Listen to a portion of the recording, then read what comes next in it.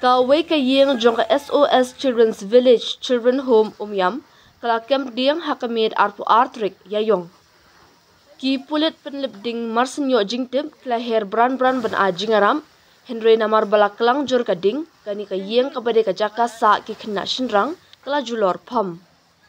Ha kani ka jingjia plu ding omdan manu bamensang kani ka yeng ka dei ka blarim ka blashna da kilintang bat ki diang. Ki pulit kelayat ho bakam don kanu kono ko jing subas niu bat ka da boplu ka ding la suba jor na ka jing thot ki wire boarding.